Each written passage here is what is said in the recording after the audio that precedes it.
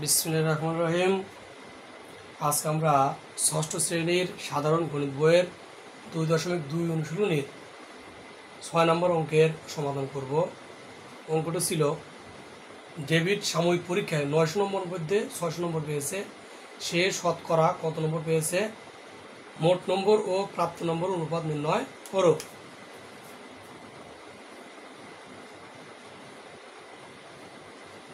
David 900 নম্বরের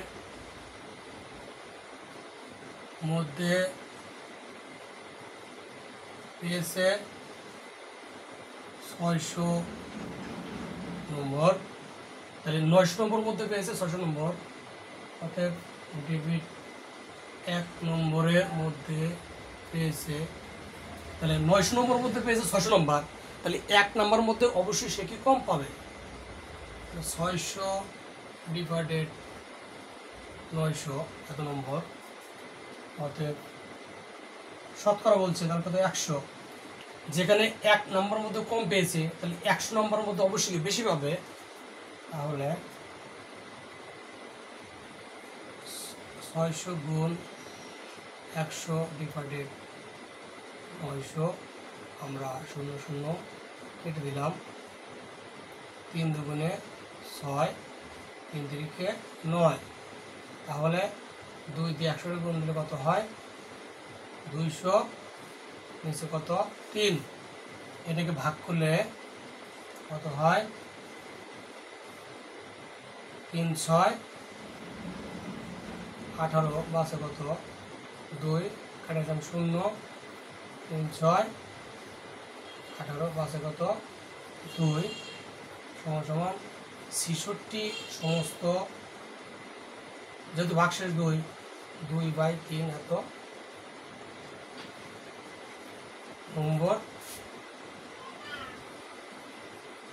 উত্তর 66 সমস্ত 2/3 এত %। এখন বলছে যে মোট নম্বর ও প্রাপ্ত নম্বর অনুপাত, অতএব মোট নম্বর ও প্রাপ্ত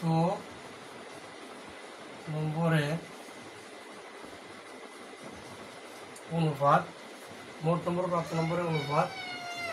মোট নম্বর কত?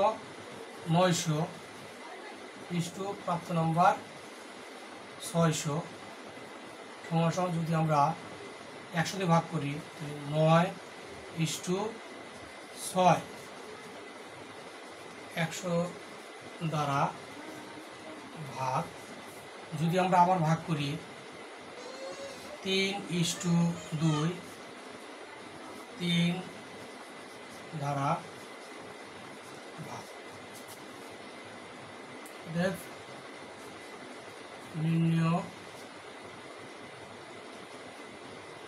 নির্ণয়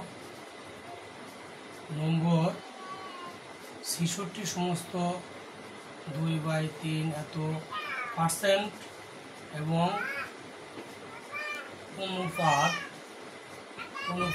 3/2। যদি আমার চ্যানেলটি ভালো লেগে থাকে অবশ্যই সাবস্ক্রাইব করে পাশে থাকবেন। ধন্যবাদ।